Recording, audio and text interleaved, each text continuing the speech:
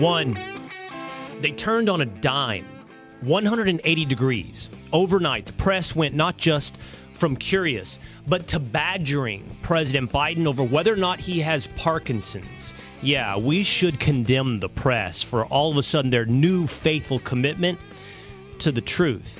But I'm interested in how and why have they changed, literally overnight, in how they cover President Biden. 2, MrBeast says he'd like to run for president. Would you rather have a too young YouTube star or an octogenarian as your president? With Joey Jones. 3, top 10 state flags in America.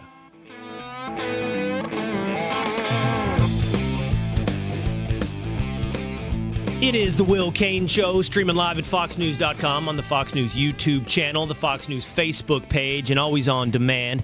Should you be listening to the Will Cain Show on terrestrial radio, market to market, Houston, San Antonio, Idaho. Just hit subscribe on Apple or Spotify, and you can listen to the Will Cain Show no matter wherever you are. Stuck in traffic, or as the guys in the Willish like to say, why do you always bring up the treadmill? Because people walk on the treadmill. Hit subscribe in the text link underneath this live stream, and you can join the Will Cain Show on YouTube. On our channel there, you'll find interviews like the one we did yesterday with Project 2025 author, the president of Heritage, Kevin Roberts. A little bit later in the show today, we're going to discuss why we would discuss Project 2025. Just hit subscribe on YouTube. Fellas, Willisha, Young Establishment James, Two-A-Days Dan. People listen to podcasts on the treadmill. Now, I know you're young and or don't exercise, but people walk on the treadmill, and then they listen to podcasts. Okay. It's just so specific that you bring it up every time. Just the treadmill. You only say the treadmill. I get walking, but instead of walking on the street. That makes sense. If you're walking home from work, you got a podcast in, but the treadmill. Whew, nobody walks home from work except for people in New York City. That's a good point. I got a buddy. In fact, so a little bit of I've got a buddy who is in phenomenal shape from simply lifting and walking. But I was thinking about that buddy this pre-show here today on the Will Cain Show, because I said to it, hey, what do you think of the shirt? What do you think about what I'm rocking today on the Will Cain Show? What's the review? It's okay. I mean, can you explain it for the radio and the podcast audience, if you don't mind? Short sleeve, button down, little symbols and emblems that represent the state of Texas. I've got a guitar. Okay. I've got the outline of the state of Texas. I've got cows. I've got boots. I've got the state capitol. It's made by Burlebo. And what's the review? So did you hit the back nine yet, or what's going on here? I mean, is that you golfing? Is this a new hobby? The color aesthetic gives it kind of like a Sunday brunch, but with family. So it's a meh for me. It's an off-white with little blue emblems. Here's why I bring it up, and I bring up that buddy. You know, there is a range of social occasion that leaves you in the fashion no man's land. Okay, follow me here. You know, if you're at work, for many, not many anymore, but for a lot, you're wearing a suit. And there's only so much I can glean from you in a suit, right? There is some variation, there's some bandwidth, and I can see how well you put together your suit. But the bandwidth, the variability is much smaller. So I can look at, your shoes, your suit, and I can see the choices that you made. And it tells me something about your personality. But there are fewer choices that you made when it comes to a suit. If you're dressed all the way down, all the way, like just workout or above, same scenario. You've got some kind of athletic sneakers on, you got some shorts, and you got a T-shirt. Again, you're in a pretty tight bandwidth. And so you've only made so many choices, and I've only learned so much about you. But there is the middle ground that says who you are, right? This is when you're going to dinner on a Saturday night. This is, honestly, increasingly casual day at work, and more work environments are casual day. And so it's like, what did you choose to wear? Did you wear, the modern trend of the dress up or the dress down dress shoe. You know what I'm talking about? Or the dress-up sneaker. Yeah. Like they make these, white sneakers made by like Cole Haan and Allen Edmonds. Or did you go a little more hip? Did you go full like white Stan Smith? Or did you go like, I'm a 50-year-old dude and I got my Asics trainers on no matter and wherever I go, But the point is, I get to see more things about you and the choices you make in this range. And I think this show exists in that range. And I'm not, like most dudes, not that comfortable in that range. Like, what do we do here? This show is not a suit. It's not even a button-down. It used to be a T-shirt, but now I feel like I have to dress up above the T-shirt. So I'm stuck in this, like, what you would describe, two-a-days, as I'm about to go play golf. Yeah, it's a good look for the show. It's the same vibe. We have to wear a little, like, probably button-down because we're here in the corporate offices, which you wear a suit when you're here. So it's different when you're there doing the show. Maybe some cowboy boots do it for you? So I feel like the guy I am, the style I am, and the place I grew up answers a lot of these social equations for me. Like, I can wear boots and jeans to all of those scenarios I just described, right? It's just summertime is the knuckleball, not even a curveball, because now it's hot. And now I've got to figure out tennis shoes, and I've got to figure out shorts, and that means I've got to figure out a shirt. And it's just, I guarantee you, everybody listening right now, there's a bunch of dudes going, yes, this range is the mystery range. Because we know that we're capable of making choices, and those choices tell everyone, oh, you're the preppy golf guy, or you're the garage band guy like two-a-days, or you're the country club guy like James, who's wearing inexplicably a vest in July today. It doesn't even make a bit of sense. It's not cold, establishment. What are you doing wearing a vest in July? It's very cold in the Fox office. They got to crank down to like 65. He's going Glenn Youngkin all day, every day. Well, we're trying to push Glenn Youngkin into existence. Dark horse. VP. Let me explain to you something, James. No one believes you're cold. No one. Everyone knows that the vest is the modern day man girdle. Everyone knows that a dude puts on a vest. Everyone knows that a dude puts on a vest to slim down and shape up. It makes you think your shoulders broader and your waist slimmer. Wow. You're not cold. Called out. No one believes that. Oh, you're right. I know I'm right. I know I'm right because I do it too. This is why why dudes wear a vest. It's true. Just finished PT. And it's slightly dressed up. It feels like a slightly more completed look than just the button down. That's why we do vests. All right. So the show that exists in the awkward range of fashion, by the way, this shirt given to me by Joey Jones, who will be our guest coming up in segment 2 here on the Will Cain Show. But let's talk about why the press has found Jesus. Story 1. Karine Jean-Pierre, White House spokesperson, yesterday took it on the chin. It was an absolute feeding frenzy at the White House press gallery over the president's mental competency, over the report that a Parkinson's specialist has visited the White House 9 times since 2023. And what you will hear are not just the non-answers. What you will hear is not just the breaking news about the confirmation that a Parkinson's specialist has visited the White House, but you will hear tonally an entirely different White House press corps. Very basic, direct question. Wait. Hold on. Wait a second. 8 times, or at least once, in regards to the president specifically. Hold on a second. Not what you should be able to answer by this point. Wait, no. No, wait a minute. Ed, please. A little respect here, please.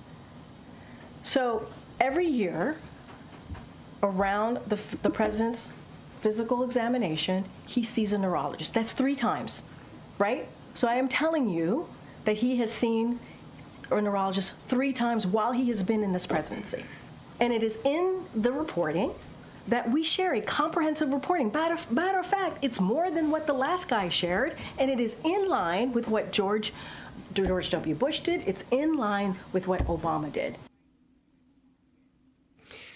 She said security concerns, quote unquote, security concerns, kept her from telling them more about the visit by Dr. Kevin Kennard, a Parkinson's specialist, to Dr. Kevin O'Connor, the White House physician, the president's doctor, 9 times since 2023. Couldn't share exactly any details of those visits due to security concerns.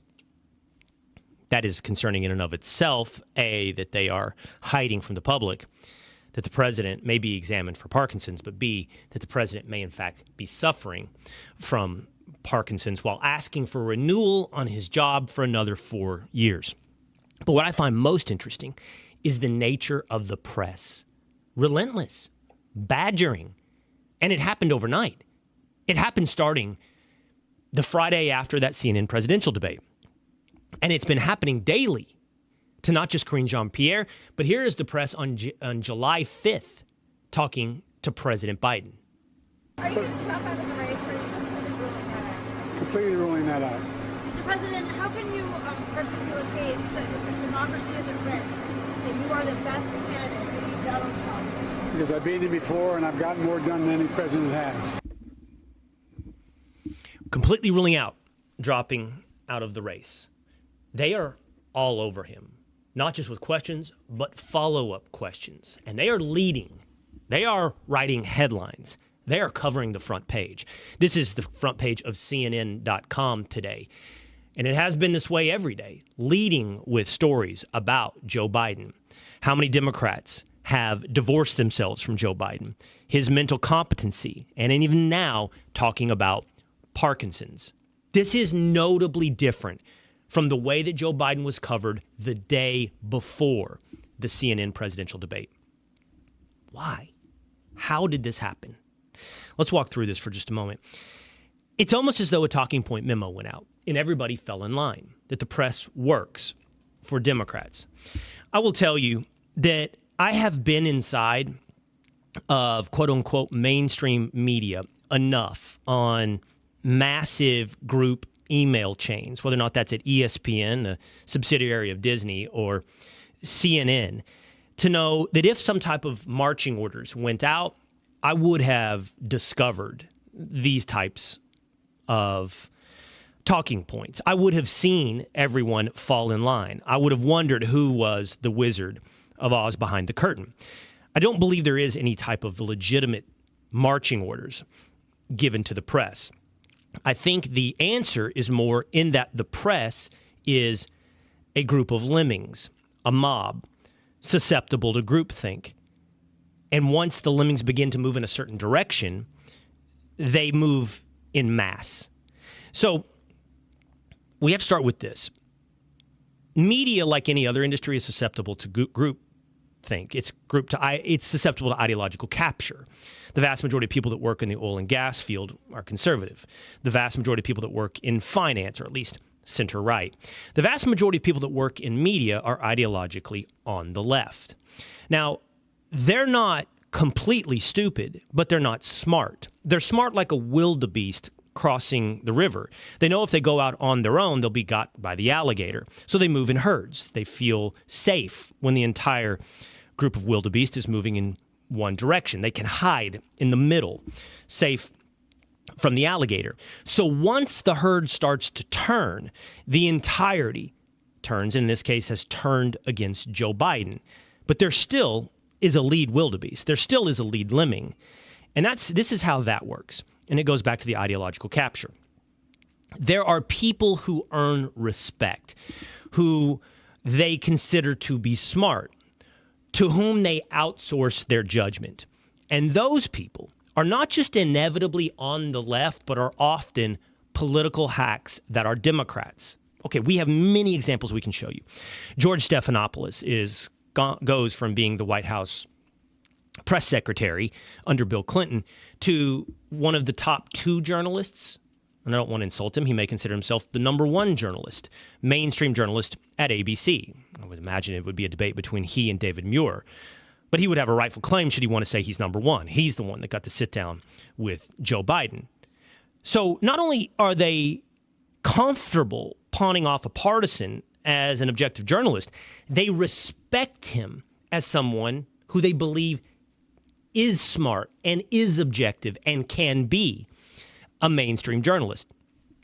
After Obama's elected president, people like Stephanie Cutter are hired to CNN. Jen Psaki, now hired to MSNBC. Now, this is not to say it doesn't happen on the right. I mean, Dana Perino works at Fox, but Fox is a singular outlet. That's the point. That's why Fox is so reviled. That's why Fox is so attacked, because every other outlet does the opposite. They hire and respect and outsource their judgment to the experts who inevitably happen to come from Democrats. The instinct to trust experts has been laid bare. You know that. They have not tried any source of independent thinking, and they have reviled those who do their own research. They have said, follow the experts. And when it comes to political analysis or news, they believe those experts are not just on the left, but are Democrats. Now, these individuals, starting the night of the CNN presidential debate, do get the talking points, are in the Slack chats, are on Twitter together. Van Jones, Jen Psaki now. These people, David Axelrod, set in motion a course of events that night at the CNN presidential debate that gives permission to, but not just permission, points the direction for the wildebeest to run. And the press follows suit. They can now run and badger and go after Joe Biden because the expert, the smart person, the outsourced judgment has pointed them in the right direction. Now that leaves you with some answer as to why and what happened overnight on a 180-degree turn in how they cover Joe Biden. I want to give you one final example of how quickly this can turn. Brian Stelter used to be the host of Reliable Sources on CNN. I think he is now unemployed, but Reliable Sources was a media criticism show. He considers himself to be a fair-minded and objective media critic. We all know that to not be the case.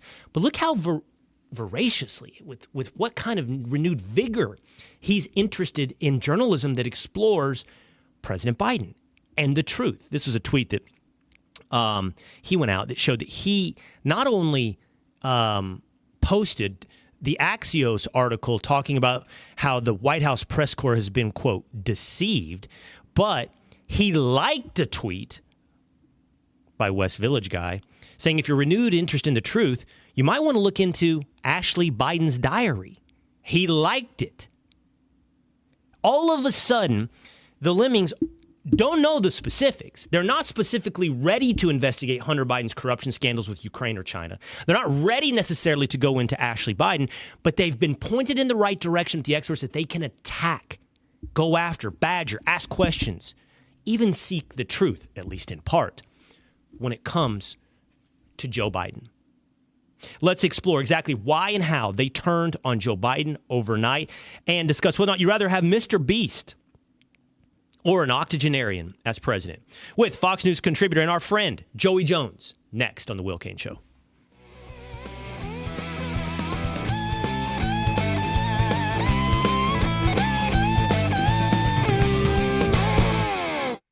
The world of business moves fast. Stay on top of it with the Fox Business Rundown. Every Monday and Friday, Fox Business reporters, anchors, and hosts will bring you beneath the stock market speculation and boardroom drama to tell you about the biggest business stories of today. Whether you're on Main Street or Wall Street, Fox Business is invested in you. Listen to the Fox Business Rundown every Monday and Friday at foxbusinesspodcasts.com, Apple, Spotify, or wherever you download your favorite podcasts. Did you hear the news? Now you can. With instant updates from Fox News for Amazon Alexa, breaking stories and top headlines, the economy, and so much more. Brought to you by Fox News, America's #1 cable news network. Plus, setup couldn't be easier because everything's ready to go in the app. Just say, Alexa, play news from Fox. In Fox News. It's the latest when you need it, on demand, from Fox News and Amazon Alexa. Get all of your favorite Fox News podcasts ad-free on Apple Podcasts with Fox News Podcasts Plus. From Trey Gowdy, the Fox News Rundown, Will Cain, Brian Kilmeade, and so much more. Go to foxnewspodcasts.com for all the details. The Fox News Rundown, a contrast of perspectives you won't hear anywhere else. Your daily dose of news twice a day, featuring insight from top newsmakers, reporters, and Fox News contributors. Listen and subscribe now by going to foxnewspodcasts.com.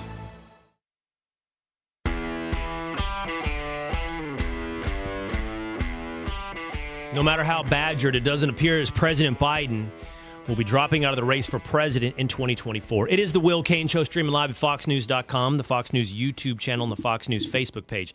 Hit subscribe, Apple, Spotify, or on YouTube. Jump into the comments section. Join the militia. Join the show. Ryan Edwards on YouTube says, maybe the neurologist needed to see a neurologist.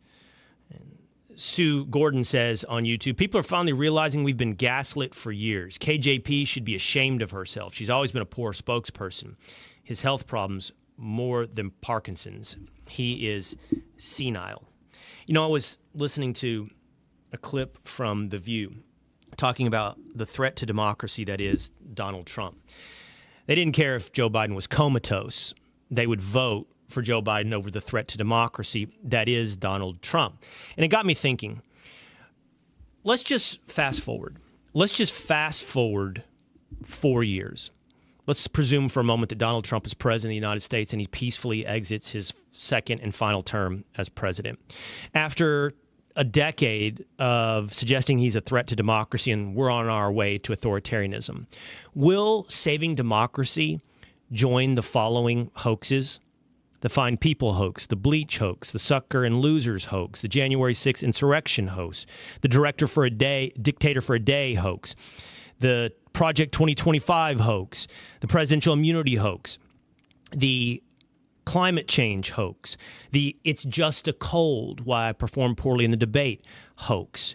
Will Alyssa Farah and Joy Behar and every other person who spent a decade working the public up into a frenzy, a frothing mouth fear that we're on the edge of losing our democracy, finally be discredited and never listened to again by the American public? Just in our hypothetical, would it finally break the back, or would they just move on to the next hoax?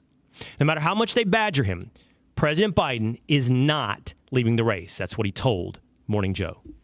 The American public is not going to move away from me as an average voter. And again, I'm here for two reasons, pal. One, to rebuild the economy for hardworking middle-class people, give everybody a shot. Just a straight shot. Everybody gets a fair chance, number one. Number two, remember all this talk about how I don't have the black support? Come on, give me a break. Come with me. Watch. I'm getting so frustrated by the elites. Now, I'm not talking about you guys, but about the elites in the party who they know so much more. But if any of these guys don't think I should run against me, go ahead, announce the president. Challenge me at the convention. Are the hosts of Morning Joe in the party? I'm frustrated with the leaks in the party. I'm not talking about you guys. Well, I wouldn't think you were unless they're actually in the tent, in the party. Let's discuss that with our friend, Marine, EOD Tech, Fox News contributor, my friend Joey Jones here on the Will Cain Show. What's up, man? Hey, man, how's it going? I like that shirt, by the way. I like it a lot. I didn't like it enough to want to wear it myself, though. That's what I was going to say. You gave it to me. You told me you weren't going to wear it, so I don't know how much I should trust that you actually like the shirt. But I think it's because it's worthy. Texas. It's too Texas for me. It's not Georgia. That's it. Right. Yeah. Joey, if this were a Georgia Burlebo shirt, what would be the symbols of Georgia all over? Like I got cowboy boots, and I got white-tailed deer. I've got the state capitol. I've got all kinds of things going on here. Would you just have like Georgia peaches? Like what are the top three symbols of Georgia? Yeah, there are some companies that make shirts. Like I actually keep this shirt right here, this Georgia shirt around. This is from a company called Roebuck, and it's just the outline of the state of Georgia. That's the thing, is like Texas has so much of an identity that no other state really has. I mean, if it's Georgia, it's got to be like boiled peanuts and peaches. But, you go to South Georgia, you've got other stuff. In North Georgia, you've got mountains. So you guys just have an identity that no other state has. And if I were you, I'd brag about every chance I get. And most Texans I know do. So that's just kind of is what it is. Yeah, I know. And I know that you lived in Texas for a while, and some of that bragging even turned you off, as would be expected for somebody prideful of where they come from, like Georgia. By the way, coming up in just a moment on the Will Cain Show, I'm going to rank my top 10 state flags. So we've got a good list for you coming up here on the Will Cain Show. Hey, Joey, why do you think the press has turned overnight on Joe Biden? I feel like everything good I have to say about this, I'm stealing from somebody else. So I'll try to attribute some of these thoughts. But I was on with Tammy Bruce Saturday night. She said, hey, they're not reacting to Biden's performance in the debate. They're reacting to the reality of the polls. And I think that's exactly right.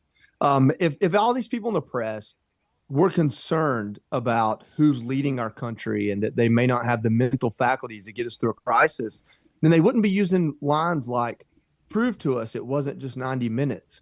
Anyone with eyes and ears that isn't on board on a Democrat or liberal team knows already it wasn't just 90 minutes. It wasn't just 90 minutes before the debate happened. Everything was already there. I made the joke, let's interview the Easter Bunny. But that was a viral moment of dozens, if not hundreds like that, where the president of the United States is so confused in the moment. He needs someone in an Easter Bunny costume to remind him where to turn his body and which way to walk. The idea that this is new, the idea that this is a revelation, an epiphany, the idea that those in the press just gained courage they didn't have, that's absolutely not true. They came to the reality that Donald Trump is going to perform better than Joe Biden through the debates and through the campaign, that all the attacks on Donald Trump through court cases are not affecting his ability to get elected at all. And this is the moment. You either do it now, or if you wait any longer, you wait too late. So this is not about if Joe Biden, is in such a decline that now's the moment. No, this is literally about who's going to win the election, the Democrats or Republicans, Donald Trump, or literally anyone else. I still, though, I believe you're right. I believe that's correct from Tammy Bruce. But I still, I do wonder how they go about the process of self-justification. So that's what I was trying to explore in my monologue here today on the Will Cain Show. Down deep, I know that you and Tammy are right. They're responding to the prospect of a loss, but that's not what they tell themselves, Joey. I've been around them. They don't consider themselves to be partisan hacks. They just think the truth exists on the side of their partisan hackery. So I just kind of, I wonder how it is that Brian Stelter wakes up and all of a sudden is concerned about the way the press has been diluted by the Biden administration. That's his words. I'm not saying that's the way it was.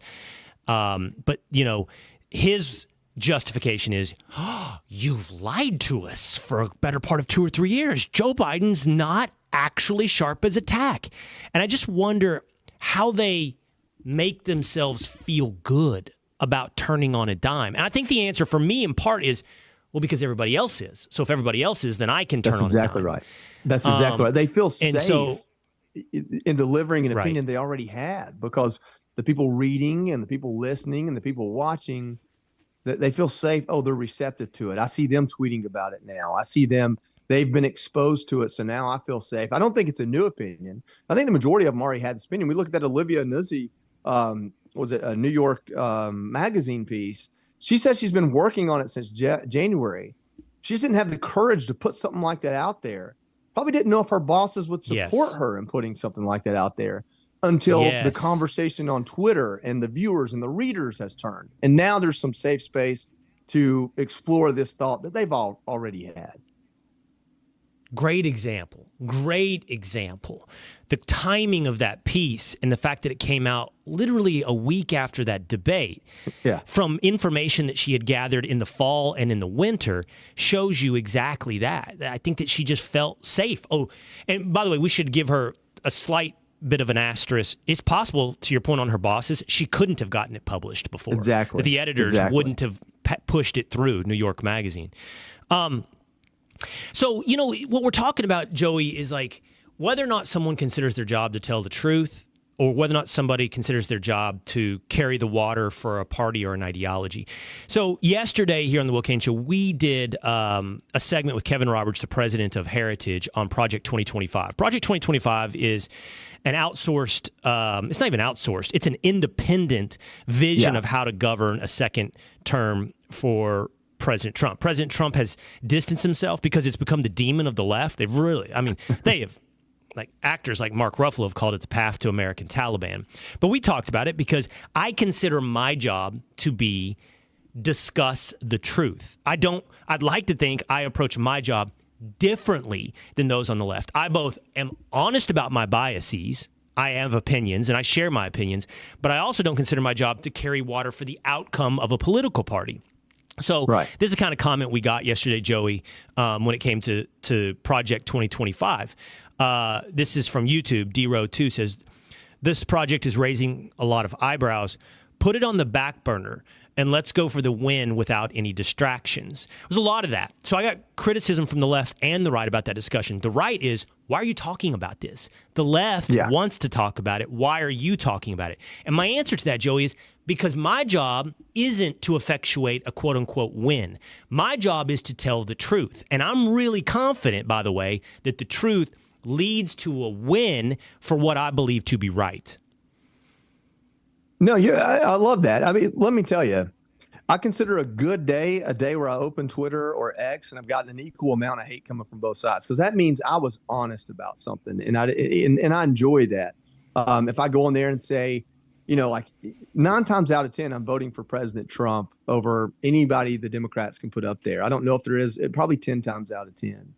That's different than saying I know President Trump has the plan in place to go fix this country. The truth is, when he took over in 2016, I don't believe the country was broken. The country was held back. It was held back by policies that President Obama had locked himself into, probably later on in his tenure, wishing he hadn't, and policies that held our country back. President Trump came in and said, whoa, this is pretty easy. Let's get rid of some of this regulation. Let's get rid of some of this government interference and open ourselves up. And while we're doing it, let's not let these other organizations or treaties and countries like China take advantage of us. And all of a sudden, economic prosperity boomed, in part because people had more faith. And sometimes when you look at how money is traded and the economy grows, it's just people want to take a little bit more risk, and that does a lot for our economy. It's a lot different now. I think our country's broke. I think our country has a broken soul, a broken border, a broken military, a broken society, a broken defense, a broken Congress. In just about every metric, our country is not just being held back, but now it's defunct, deficient in a lot of ways. I don't know if President Trump has the playbook for that. I want to know more about what his plan is. It's great to not be Joe Biden, but that doesn't mean it's going to win after you win the election. It's going to actually fix things. So I would like to know more about this. This Project 2025 is 922 digital pages. It take me a month to read through it because I read slow because I'm from Georgia. If you read their top line, and you've gone through this, the top 4 tenets are things that I fully agree with as a singular sentence alone. How they look to implement it, I don't know. They tout the fact that they were influential in President Reagan developing his platform, but here's the reason why Project 2025 gets to own the conversation on the left. When President Trump ran in 2020, if I'm not mistaken, they never put out a party platform. They didn't actually put an agenda out. America first, secure the border, taglines and talking points, but they didn't write out an agenda like you normally do at a convention. I may be mistaken, but that's what I remember. And so if we do the same thing again, then something is going to own the conversation. They are going to be able to define you if you don't define yourself. Simply saying close the border isn't enough. Simply saying fix our military isn't enough. It's time now, going through the convention, to talk about what those policies look like and what you're going to do different. And I think that is our responsibility, not just as people in the media, but as people that vote. It's my responsibility as the leader of a household to talk about these things. I've got a 14-year-old son that loves to talk about politics, not because he decides something, but he's trying to learn. And so if I'm going to talk about these things, I need to be informed on who may influence the president. I mean, you look at the organizations signed off on this, and it's organizations that President Trump has showed up in front of and spoken to. So the idea that this could be influential in a positive or negative way that's worth the conversation. Joey, a buddy of mine is Joe Tessitore. Joe Tessitore calls college football for ESPN, and he was just hired as of today as the new announcer for WWE. I remember the first time I ran into Tessitore at the halls of ESPN, he said, in his just unique and quintessential voice, talking about me on First Take, Cain, you are a counter puncher. You bob, you weave, you throw the counter punch. You wait for the mistake and you respond. And it's true. It's a little bit in my nature. So when I see Mark Ruffalo or any other number of people painting Project 2025 as a reinvention of the American Taliban, it's my nature to say, no, that's not the truth. Let's counterpunch back and actually see if we can shine some light on that truth and tell people what it actually is. And then as a response to that, you're not just going to get, I didn't just get pushback from the right, I got it from the left. So look at this. We are now, I'm happy to discuss this with anybody that thinks we made the wrong decision, but the Will Cain Show on TikTok. And we got a lot of hatred over our shining light on Project 2025 on TikTok. This one is from Twitter. Finn Fox, hashtag GOP War on Women, says, who are you? In response to me and Kevin Roberts discussing Project 2025. Now, this is why I think this one's interesting. Okay, like we're not worthy, we're not big enough to discuss 2025. I want to put this up. I don't know if I sent this in, if the guys have this. This is the profile for Finn Fox, who's a nobody, although has over 50,000 followers. But this is the bio for Finn Fox. Politics, finance, government compliance, bus owner, consultant, farm boy in a big city, hashtag resist, hashtag fella, hashtag Biden Harris, hashtag support Ukraine. Okay, so they got all the bases covered.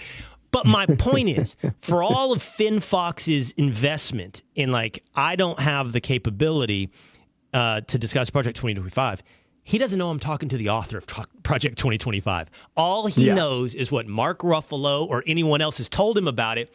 When you're getting it from the source, the author, at least in part, right, with President of Heritage, of Project 2025. So you have to push back. Otherwise, reality only exists according to Mark Ruffalo. No, absolutely. And that is the problem that Republicans have by and large. The Democrats and liberals, especially, like a budget fight's a great example. We know as conservatives or just people that have common sense, there isn't an unlimited amount of money in this world or in this country. Democrats understand that. Republicans in Congress understand that. If Republicans in Congress say, we don't need to spend money on this, we need to cut it, and Democrats ask for $3 trillion for it, well, the Democrats know that a compromise to the American people is $2 trillion or $1 trillion, which is still a lot further away from where Republicans want to be. There's a little bit of a home field advantage that liberals have when it comes to messaging about things like Project 2025 specifically, where the top 10 is restore the family as the centerpiece for American life. Well, if you don't go into detail about what that means and do it in an elevator pitch, right, it's easy to take that and turn it into, GOP war against women. It's easy to turn that into war against women, right? And that's before you even hit the abortion argument. That's just the idea of, oh, you think women should be married. There's a healthy argument about if women should be careerists. Right. And it doesn't mean I fall on one side or the other, but that is a healthy argument because at the end of the day, if a family doesn't create children, the human race goes extinct, and the woman's role in that is specific and unique. And so this is an intellectual exploration of that and suggested policies to protect a woman's right to have babies and be the wife of a household. Doesn't say anything about her inability to have a career or have an occupation, but protect her right to have dignity in doing so. That's where this is society's rejection of those things. You can call them traditional values, call them conservative values. I call them what existed for thousands of years before we had the opportunity to sit around and think about stuff. I love you bring up the family element of it. Like, I'll be damned if I'm going to sit by because it's been appropriately demonized and allow focusing on the family to be turned into the path to the Handmaid's Tale. I'm not going to sit silent, even if I think it hurts me lose a race. I'm not going to sit silent while you demonize the family into the Handmaid's Tale. All right, let's switch it gears. Joey, you're a dude. One of the reasons you and I have always gotten along. We have a lot of commonalities and we have some differences. We're both from small towns. You served in the military. I did not. I have legs. You do not. So we have our commonalities and we have our differences. And the reason I bring up the legs is because I think it's going to be apropos to this discussion. I think you're going to be able to help me out. Have you seen little bit of debate, which women are blown away by, is we as men have to debate which urinal we go into when we go into a public restroom. Like, is it an odd number, an even number? Is there an empty spot next to another guy? Even if you are the only guy, this is a real conscientious guy with a nice heart. What if you go in, to a three-holer, right? You're a jerk if you go to the middle urinal, right? Because somebody could come up behind you and now he's stuck and he's got to stand next to you. You go to one end and you give him a buffer seat, a buffer urinal, right? This is the debates we go through, Joey. It's tough, and it's not a debate. It's an internal dilemma when you walk into a restaurant. I mean, I'm flying out of the Atlanta airport, and let me tell you, man, there's no worst bathroom in all of America in an airport. There's a lot of things I like about my airport. The bathrooms isn't one of them. But basically, the goal is to be standing shoulder to shoulder with the fewest men as possible. And how do you reach that goal? Yes. One thing I like to do is hit the corner, so I can kind of 45-degree myself. So anywhere, even if a guy comes right up next to me, he gets my back, not my side. And I don't know why that is. I mean, you can't really see over there, but it's you know what I think it is? I'm going to get really deep on this. I think it's our human instinct to protect our back when we're most vulnerable. And I can't think of a time where you're physically more vulnerable than when you are using the restroom. And so I think I think about this because we have what's called stage fright. Like, hey, I can't pee out in public. Like, I can't pee on the side of the road because people can see me, you know? Like, I never experienced that until after I lost my legs. And I think that's because now I know I don't have the physical tools to protect myself in a vulnerable state. So 9 times out of 10, I'm going to hit a stall, and I kind of need to prop myself up. That's a different thing. 9 times out of 10, I'm going to hit an actual stall with a door on it. Yeah. So that's why I brought up the legs. I figured you're making a different choice now, but you were familiar with the debate before. So you're headed to the stall 9 times out of 10. By the way, you know another debate is the carry-on bag. Like, when you have to hit the urinal at the airport, where do I put my bag? Because you know there's pee all over the floor. So I try to get to the end, one right next to the wall where I can put it around the corner from the wall without losing my eyesight on it. You know, it's just right there. I can keep an eye on it, but it's away from splash area. I don't know what the right call is on where you're supposed to put your bag when you hit the head at an airport. I try to keep, I use a roller bag because I would rather it like hold its own weight rather than a backpack.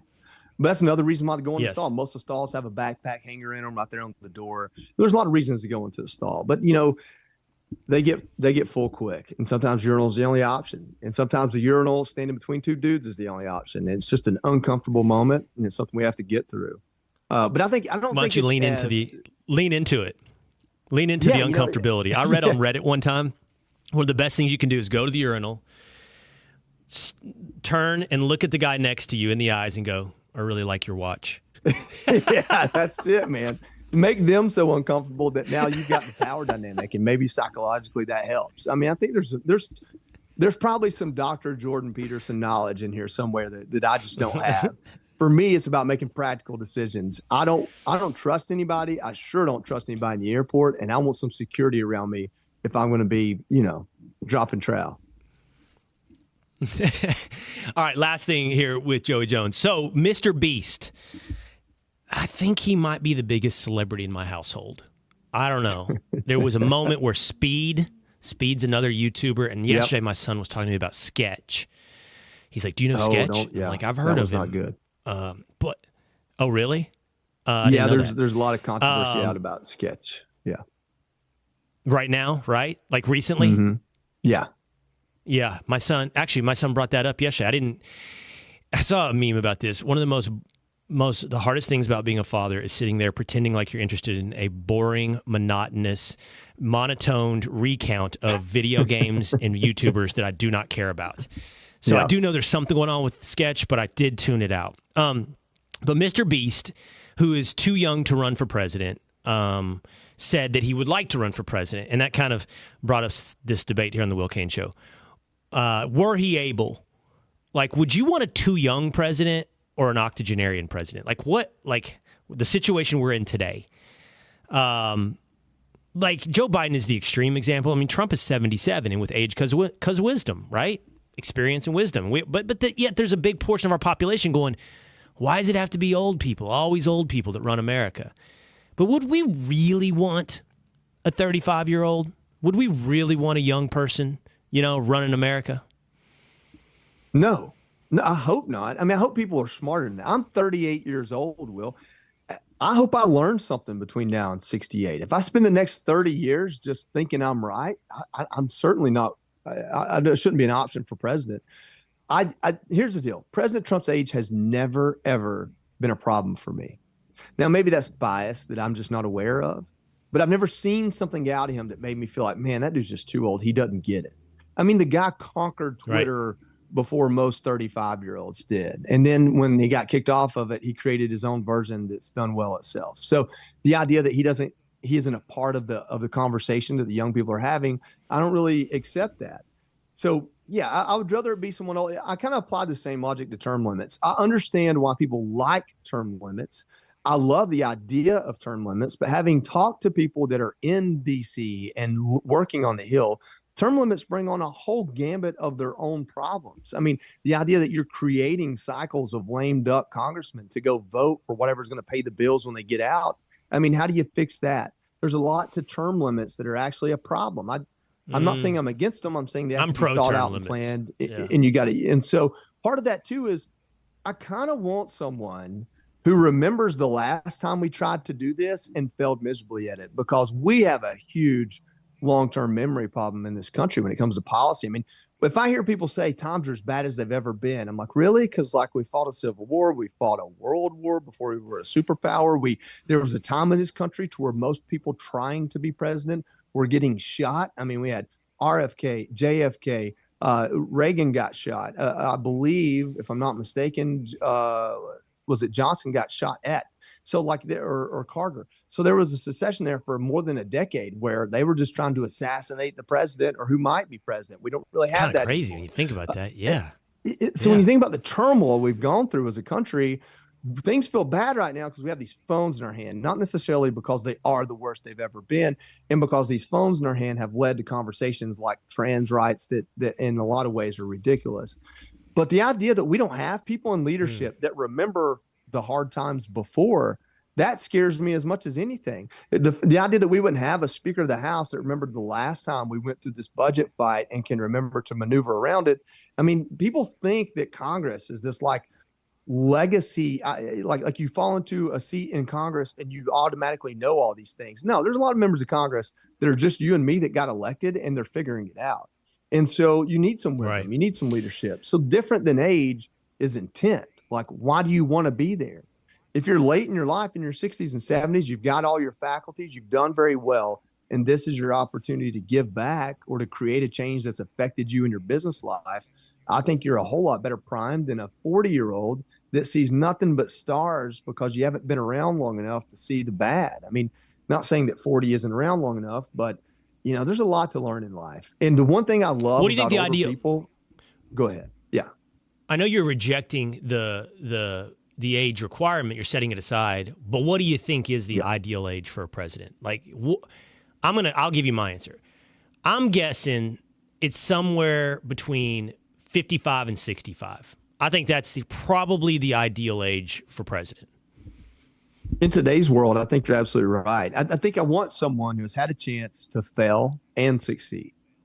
At 38 years old, I haven't really failed yet, maybe in little ways. But I'm going to make a career move that's probably not going to work out for me, and I'm going to have to recover for it. And I really haven't had a chance to fully succeed yet. I haven't achieved some goal I didn't think was insurmountable. I want someone that has that experience. I mean, I hate to say it, I feel like Donald Trump has that experience. Maybe in some ways Joe Biden does. I mean, he failed running for president, and he became president. They're in their 70s, now 80s. If Joe Biden wasn't literally appearing to suffer from dementia, his age wouldn't matter to me. It doesn't matter to me with Donald Trump. Now, on the other side, Mitch McConnell's age is a problem, and he's getting out because he knows it. So I meet 80-year-olds that are spry, smart, and with it. And I meet 60-year-olds, like my dad died at 63, the last 5 years of his life. It was hard to communicate with him. And so age is a factor, but if I'm going one way or the other, I'm going to go older. That's just who I trust that wisdom. And maybe I'm an optimist. Maybe I think so. Have too much faith. No, in I'm with I don't you. know. I'd prefer older over younger. I'd prefer the octogenarian probably over MrBeast. I will say I disagree with you on term limits, or you didn't take a position, but and we don't need to have the debate. The one point I would make is I think if they were limited to 1 or 2 terms, 2 or 3 terms, there's less of a likelihood, not more of a likelihood, that they turn it into careerism as in lobbyists, because they'd have less influence. Like there's a new one coming every so often. Why are you valuable to me to work behind the scenes? Before you go, Joey, let's go back to the people. Sue Gordon, second appearance, Sue, today on the Will Cain Show. I told you. I hope you subscribed to the Will Cain Show. Says, I've gone into the men's restroom at concerts when the line in the women's restrooms were so long, I'd pee myself. I'd just go in a stall. Well, I would hope you'd go to a stall, Sue, in the men's restroom. I hope you wouldn't go to a urinal. But if you did go to a urinal, Sue, I would give you a lot of credit. Just lock eyes with the dude next to you and just go to the urinal. Was that scene in Rose, Step Brothers where she hikes her leg up? That's what I'm visualizing right now. Rose says, definitely don't use the middle one. Andrea Weibel says, does that mean the middle one, the middle urinal, is never used? Pretty much, except when extreme circumstances and everybody's waiting for, like at a ball game, right? When everyone is taken up. That's right. Deborah Young says, I didn't know guys have such difficulties when using the bathroom. Yes, that's the point. Now you do. You understand the debates. Yeah, it's tough out here in the patriarchy. All right, Joey Jones. Always great to hang out with you, man. We got to have you on the Will Cain Show more. You can join it right there from your barn or wherever you are, out in the hunting field, which you're doing a lot. I'm sweating because it's hot in here. I didn't have my AC on before today, but I'm in the building, and from here I go work out, and we'll be good to go. All right. You can join from FaceTime if you're in the field anytime. Joey Jones, love having you on the Will Cain Show. Thank you, man. Appreciate it, brother. From Georgia, Joey. Me from Texas. The debate just came up organically yesterday because of the quality of a commenter's profile photo, which was the Wyoming state flag. Is Wyoming in the top 10 state flags? Well, I made a list of my top 10 state flags. Find out next on The Will Cain Show.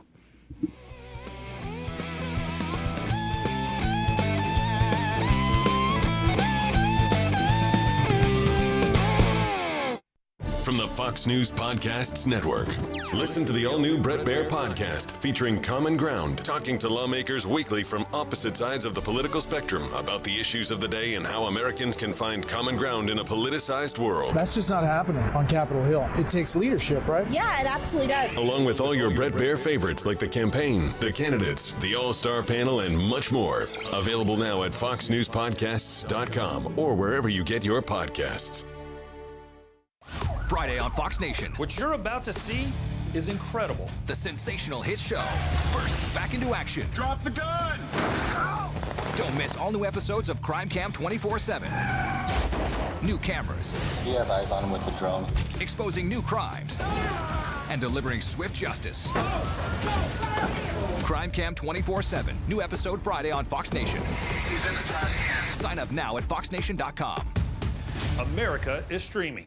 Stay on top of the latest forecast with America's Weather Team in the palm of your hands. Here's the latest from America's Weather Center. It's Fox weather updates throughout your busy day, every day. That heat's going to be out there for one more day. Temperatures being 30 degrees above average. Put the power of over 100 meteorologists and the worldwide resources of Fox in your hands with the Fox Weather Podcast. Precise, personal, powerful. Subscribe and listen now at foxnewspodcasts.com.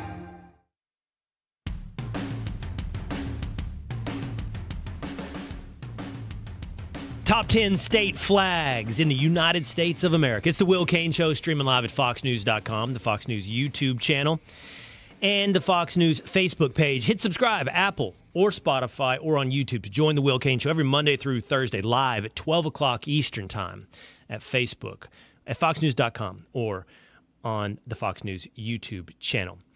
Yesterday, we broke into an impromptu debate about the best-looking flags in America. So today I thought, well, let's go ahead and lay out the top 10 flags of the states.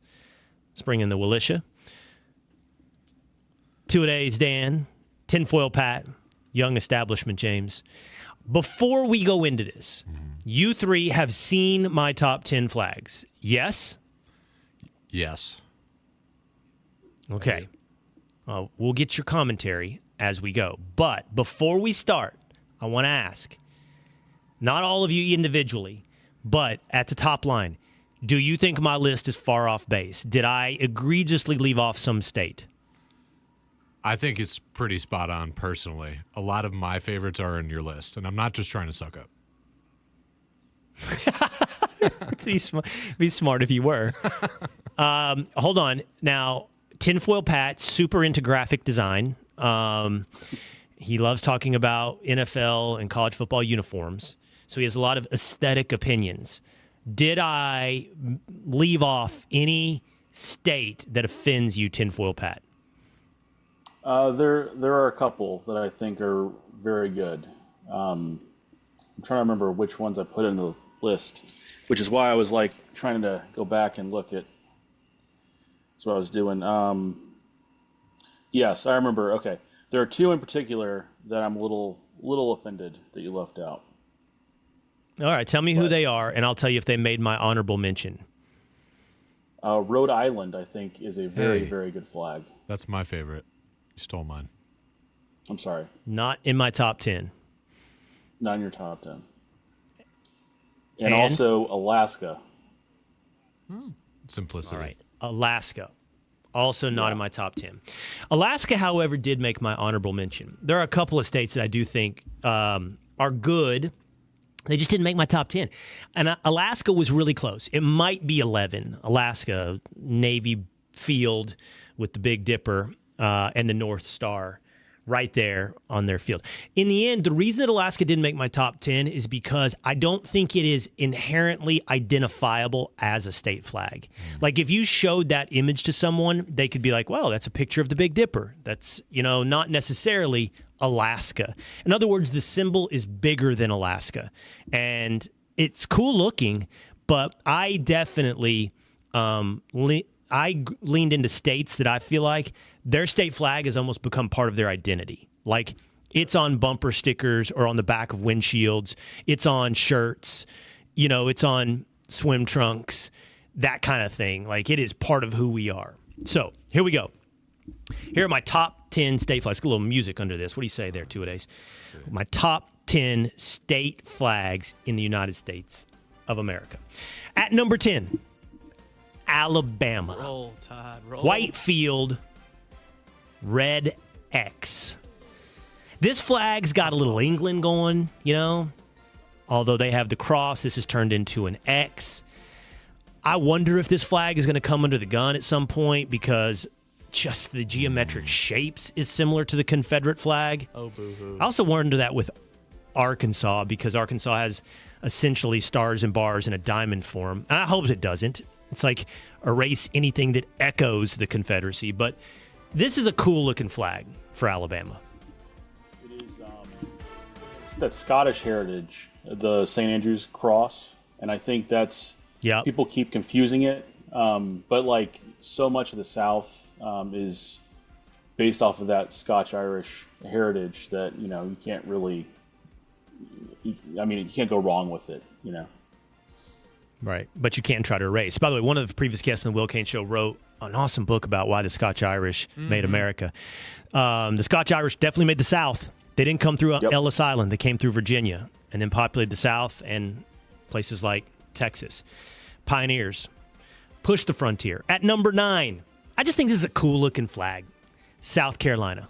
It is. The palmetto tree. Fantastic state. The crescent moon. Fantastic flag or fantastic state, James? Both. I think the state's better than the flag, but... It's sharp. It's just good looking. Now, I will say, do you think it's recognizable across the country? 50 states recognize that's South Carolina. I think more so than others. I don't think so. I don't think I could recognize that. If I didn't really know what it was before, I don't know if I could guess what it was. I'm from the South. I don't think you could know. either. I don't think most people would. All right, that takes us to number 8. I think most people, if shown this image, would know number 8, that's Hawaii. Now, Hawaii is proud, and that's obviously I'm a bit of a homer. Outside of Texas, I'm going to probably lean to Montana and Hawaii. But I just think that, Hawaii throws that up on T-shirts. Hawaii throws that up on board shorts. It's got its history linked in there. James Cook, quote unquote, discovered Hawaii. I know, discovered what that means. James Cook discovered it for Western civilization. So it's got, the Union Jack in the corner with the various red, white, and blue stripes. I just think it's busy in a good way, and it looks cool. I'm a big fan of Hawaii at 8. I didn't know that one at all, to be honest. And I would have guessed the South Carolina one looks more Hawaii than this one. Just my opinion. So if I had shown that image, you would know that's Hawaii's flag? I don't think so. Also, I've never been, so I don't know. But yeah, I just didn't know that one, which is probably sad for the teachers that taught me when I was younger. I see you shaking your head, Tinfoil. You think I'm being a homer on Hawaii? Yeah, I think it's a lazy flag. It's like Macedonia ripping off the U.S. flag. It's pathetic. Wow. It's like they took the British flag and the American flag and combined them, right? Yeah, it just exactly. replaced the stars with the Union Jack and then ran with just a few less stripes. Yeah. I like it. All right, number 7. This flag lends itself to hats. It's a great sticker. It's Colorado. Red Sea with the yellow sun in the middle. Blue, white, blue field of stripes. I think Colorado is super simple, super sharp. I would argue this is the Chicago Cubs of state flags. Agreed. This is my second favorite one of the entire United States. Huh. I love this flag so much. I don't know why. Colorado's great. I feel like it's to Cuba. Wow. I just look at it and I To think Cuba. I think it's Cuba. Oh my God. Yeah. Well, Cuba doesn't have a C in their flag. Well, I'm not talking about their flag. I just think you see that and think, oh, that could be Cuba. I think that's a James thing. I don't think that's an everyone thing. It's a many people are You saying. see the letter C. Many people. You see a lot of people, huh? You see the letter C and you think Cuba. I see that and I think Cubs for some reason. That flag reminds me of the Chicago Cubs. All right, at number 7, it's the flag that launched this debate. It is Wyoming. Sharp. Now, I'm not a big fan of the crest and the seal in flags. Too busy. But they incorporated it into a simple image of the buffalo. They didn't go with stripes. What I like is a blue field, but bordered by a red and white frame. I don't know, but I love this. I'd perhaps even lose the seal and just leave the buffalo in the middle for Wyoming, which comes in right there at number 6. I agree. I think without the seal, it's an amazing flag. And isn't it a bison, not buffalo? Didn't they just get it wrong? Yes. Yeah. Okay. I'm just making sure. Yeah, but I think it's one of those things like Coke at this point. Like, it's so wrong, but so prevalent that we don't need to correct everybody. Like, honestly, if you correct me on that, you're a D-bag. And I'm not saying you are. But, No, if I you're the am, guy out there and you're like, if you're the guy at the bar and somebody's like, man, we really killed all the buffalo to try to get rid of the Indians. And some dude goes, technically they were bison and buffalo are in Africa. It's like, all right, bro. I did that. We didn't need you here today at the bar. You did that to somebody? I did that to somebody. That's the guy that... Because I just heard the knowledge somewhere because I didn't know myself, so I felt like I needed to tell other people. That's the guy that's about to get schooled by Will Hunting. Yeah. So was that 7? Yeah. I think 7? without the seal, wasn't that 7? That was 6. 6? So Alabama, South 6. Carolina, Hawaii, Colorado, Wyoming, and number 5 is... Without the seal, that's like a California. Top 5. Well, it's right there on the edge, but Yeah. your top 5 includes, starting at number 5, California. Now, I'm a little bit opposed to saying who you are literally on a flag, right? So this is a problem for me from Montana and Kansas and Oklahoma and others, Iowa. I will say I love Oklahoma's flag. It's got the Indian feathers, the shield, and so forth. It's probably in the honorable mention category. And I have a soft spot in my heart for Montana. But if you have to say in text who you are, you haven't said who you are in imagery. But California gets an exception. I love that they call it the California Republic, It's a bold claim. which I didn't know that California is a bold claim.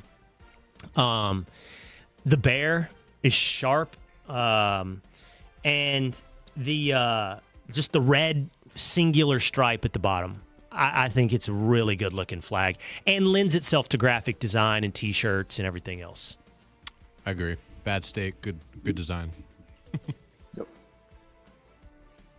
All right, number 4, you guys being... That's a winner.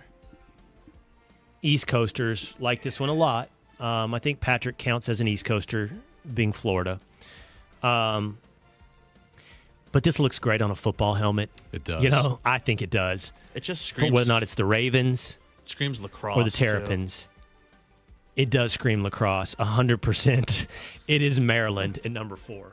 It's hard to even explain what's going on here. You've got the black and yellow checks in diagonal corners, and then the red and white crosses in opposite diagonal corners. It's so busy. Yeah. It's so out of hand. The colors don't match. It's so bad it's good. I once wore a Maryland flag. It was a shockingly good look. Wow. What does that mean? You wore a Maryland flag? Just like around everything. It's the most random thing you've ever said on the show. Friday night. I'll explain later. No, it's off air. What are the odds this is a good story? Nope. I'm actually going low. It's pretty low. It's not that great. It's not great. All right, at number 3, New Mexico. I think this is so solid. Yellow field, red cross, but Indian-style cross with the 4-finger lines and a circle in the middle. What's wrong? 2 days, I hear you sucking your teeth. Yeah, no? It's just, I don't know. It's a little too simple for me. I don't know why. I get it, and it's like a very graphic, designy flag, but just doesn't do it for me. It reminds you of that game you played when you were kids and you had to, you were the doctor surgeon and you had to, have the tweezers and, pull the thing out without, causing the red button to go off. Operation? Yeah. Because it's the same colors as Operation? Same because colors, of that? Yellow and red? That's what it reminds you of. It's quintessentially New Mexico. Like the cross, I think, is Catholicism, the missionaries, the Spanish missionaries who came to New Mexico. The style, is that very southwestern look, simple, identifiable. If I showed you that, would you get the state? No. Yes. I know that one. You wouldn't get that, James? That's because you're such a Yankee. I appreciate the Southwest. Have you ever been to New Mexico? No, I've not. I've said this before. Have any of you guys been to Santa Fe? Nope. They say it's a dry heat. I love weather talk. I would say that Santa Fe is the closest to traveling abroad as you can do in America without leaving the country. You will feel like you're in another country architecturally, food-wise, art, style, and fashion. More there than any other place in America, and you'll still be in America. It's awesome. I love Santa Fe. I like New Mexico. You've seen Breaking Bad, surely, which is Albuquerque. No? Yeah. Fantastic. Recently ranked the #1 TV show of all time. Wow. Number 2, Tennessee. Super sharp. Like California, red field, like California, a singular bar, this time vertical, though, instead of horizontal. Yeah. Well, a blue and white bar on one side. And by the way, the blue and white bar on the end of the flag, not the side that attaches to the flagpole, right? Which I think is also a little counterintuitive. And then the circle, blue circle with the 3 white stars in the middle, which I believe represent the 3 areas, the 3 regions of Tennessee, middle, eastern, and western Tennessee. I believe I'm correct in that. Just super sharp flag. This flag doesn't show up on enough hats and T-shirts like California and others. That's a really sharp, piece of fashion, that flag. Maybe when they get a baseball team. They're not getting a baseball team. They're getting a baseball team. I had no idea what this was, to be honest. I'd never seen the Tennessee flag. I associate Tennessee with the Vols, so I just think of that as the state flag, basically. Like an orange and white checkerboard. Exactly. That's your vision of Tennessee. Exactly. You know what? The Titans should have done something around this flag. Yep. Instead of what they did. I think they did. This should have been their core tertiary. uniform. It's like a tertiary logo. Yeah, I don't think it's. I'd have to go back and look. I picture the Titans. Sure secondary. The Titans are navy, that's their main color, right? Navy with a few red highlights. They should have done more leading into it, but they did have elements of the flag in their uniforms. It's great looking. All right, number one. Ugh. The most identifiable flag in America. Boring. Literally, the nickname of the state is off of the flag, the Lone Star State. Just alpha. It's so alpha. It's so strong. Just 3 bold red, white, and blue fields and 1 star. Do you get? It is Texas. I think it's more Sigma because they're signaling like it kind of looks like, hey, we just want to be our own country. 1 star. More than 1 alpha, state. it's Sigma. Do you get goosebumps every time you see this? Do you have goosebumps right now, looking at the Texas flag? Is it just like in your blood? Is there like a song playing in your head right now? Yeah. Yeah. Like George Strait. Oh my. It reminds Wouldn't me be too much that. of Cuba. Oh, I need to come up with. This is actually closer to Cuba, Patrick. It's actually closer than Colorado. Isn't Cuba one of those triangle flags? I think so. It is. Isn't Cuba that flag just cut into a triangle? Yeah, I think so. Yeah, but it Pretty has much. 4. I think 1, 2, 3, 4, They 5 have more stripes. bars. Five bars. Bars are blue and white. The Lone Star State. Texas is number 1. There you go. That's the best. That's the top 10 flags in America. I give you now a quick 60-second rebuttal to the Willisha. What I miss? What did I get wrong? What should have been higher? Quickly, the 3 of you, 2-a-days, Young Statesman, James, tinfoil. Make your each 20-second case. Go. New York, New Jersey, Connecticut, Maine, New Hampshire, Massachusetts. That's the funniest thing you've ever said on this show. Good job, James. I'm just going Rhode Island's my I'm favorite. not sure you know why it's funny. Yeah, I feel bad. Rhode for stealing Island. that I think from Dan. That's a good one. I dock Rhode Island points for going with that awkward shape, just a square. I actually dock points for that. You need to go with a normal shape. I'm not into triangles or what Ohio did with the notch flag. You got to go standard 3x5. Pat? I kind of like what Rhode Island did, going with the square, but I don't know. I think you nailed it outside of Alaska. I think Alaska is probably up there. I think it's identifiable to me. I just think of Alaska. I think of the Big Dipper. For some But reason. do you think of, when you look at the Big Dipper, do you think of Alaska is the point? Because of the flag. You know? Yeah, yeah, I do. No. But I'm a flagophile. Right. Uniform flagafoil into conspiracies. Our own tinfoil Pat. All right, that's going to do it for us today here on the Will Cain Show. We appreciate you hanging out. Jump into the comment section. Let us know what you think I missed. What's the best flags in America? Or jump into the debate over Project 2025 or why the press is turned on a 180. We'll bring you into the show maybe as early as tomorrow. And we will see you again tomorrow on the Will Cain Show.